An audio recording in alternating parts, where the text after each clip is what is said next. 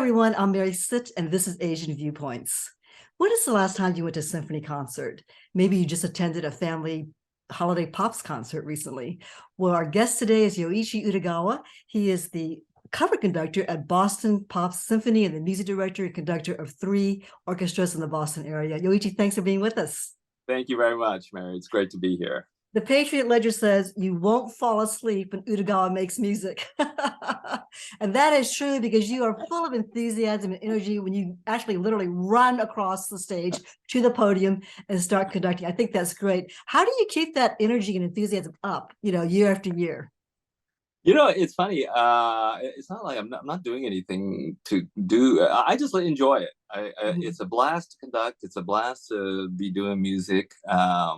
It's so much fun to be conducting and have the music kind of surround you, coming at you from the orchestra. Maybe someday I'll tire of it. I don't know, but I don't think so far. I think it's your passion, and I think it's your calling, and that's probably why it's just so much fun for you. Yeah, I love it. I love it. How did you get into music in the first place, and conducting in particular?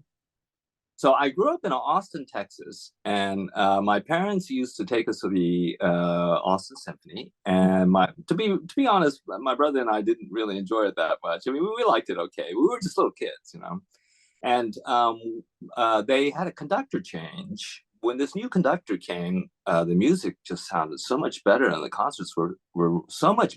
We enjoyed it so much more. And so even as a child, you could notice the quality. Yeah. I mean, it wasn't just me. My brother and I both thought it was much more enjoyable. And this conductor's name was Akira Endo. He's since passed away now, but he was a Japanese American conductor. Mm-hmm. And later, we were introduced to him. My parents were, and he became a family friend. But I think that initial thing of going to the symphony and not enjoying it so much, and then having a new conductor, and us, even as kids, saying, "Wow, this is so much better." I think that just sparked something in my mind, and that's probably how it started. Okay, so there aren't that many symphony orchestras around, Yoichi. I imagine it's quite competitive to become a musical director and conductor. It's really hard to be a conductor, even for the smaller regional ones, right? It's a very, very difficult career. It's not for the faint of heart, that's for sure. But it's really competitive to get that spot. Yes. And generally, when a spot opens, there can literally be hundreds of applications. Okay. So getting an orchestra, there's a combination of some skill and hopefully some talent, but a lot of luck too, and right place at the right time and things like that. I think anybody who's in the arts will tell you that there's a huge element of luck involved. So you've held your position for about, 20 years or more, something like that? Yeah, unbelievable that I've been doing this. And you're not letting go, so you have to dial the positions right. Well, I don't know. I'm enjoying it still, and the groups have not tired of me. So until one of those things happens, I'll hopefully continue to keep going. It reminds me of the Boston Globe when I was there. They used to call it the velvet coffin. It's hard to get in, but once you're in, you don't go until you're dead. God, right? Because it was such a great job. You're not there, and you seem to have done fine. So, Why are there so few women conductors, even today? It's just, there's no reason. It's just stupid. I mean, it's just the history of it. I think that's changing, by the way. And there are far more women conductors, and they're going to be even more as time goes on. It's like so many other things in our history. It wasn't the right way to do it, but we're changing it, and it will change. And there's so many incredibly talented female conductors out there who are doing great work, and that's going to grow. Okay. So you were born in Japan. You came to the U.S. and you were about 6 years old, and your dad's a retired University of Texas professor in nuclear physics. Your mom was a singer artist. How did being Japanese and being raised in Japan as a very youngster and then coming over here influence and inform what you do today?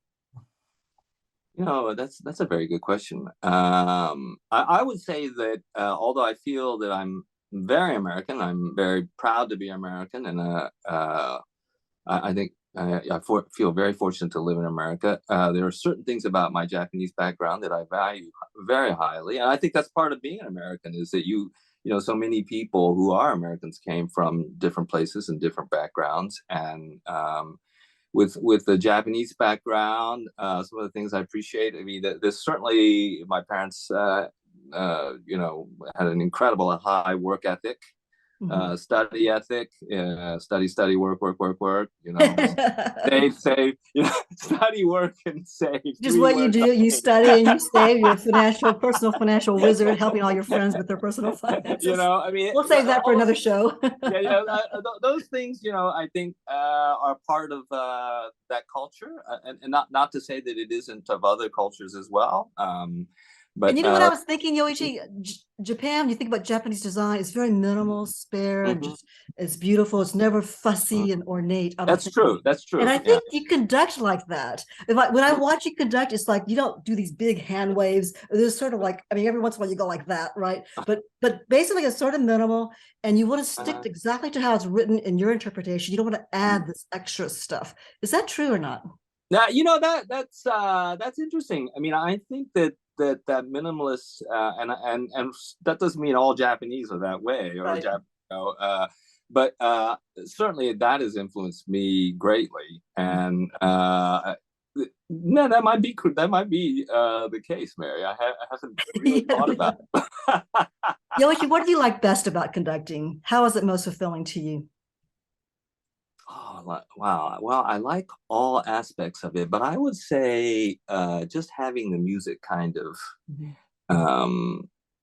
come together in front of me, and really the collaboration, the work with the musicians, the working together. That part I think I enjoy the most. I certainly enjoy the interaction with the audiences too. But that's one of the things about conducting, is that there's an element that's very personal. You have to study on your own and be prepared and all that. But then there's also that opportunity to work with other people, and then to share it with other people. So that collaborative communication. I think all of that that working together is something I enjoy very much. So it's not only the beauty of the music, you get to create that music, but you get to work with people. Yeah. The audience, a big group, to individual musicians. So you get a mix of the best, I guess, right? Yeah. I mean, it's the best of being alone and being with others. Right. Sounds good to me. Any advice to young musicians who want to become professional these days, whether it's a professional violinist or a professional conductor? Oh my gosh. I mean, generally, I discourage people from pursuing a life in the arts simply because you want to hold your positions. Don't want any competition. No, I'm kidding. I'm kidding on that. Why do you discourage them not to follow their dreams? Well, no. I discourage them in the sense that I say to them very clearly, this is something that even the most incredibly talented people can fail at. Okay. And I think that I had a modest amount of talent. I have seen people who were way more talented than I do less well. So that's just to suggest that it's an incredibly difficult profession. And if you're gonna get into it, you should go with your eyes wide open. You need to be prepared to fail, all right, and do something else if it ends up that way. And you shouldn't take it personally. You're not a failure if you can't make a career in this, because it's so difficult. Well, we're glad you're a success in your career, Yoichi, and thank you so much for being with us. Thank you. And giving us this behind the scenes look. If you enjoyed this video, please click the like button below and subscribe to this channel, and I'll see you again in the next video. I'm Mary Sitch. Thanks for joining us.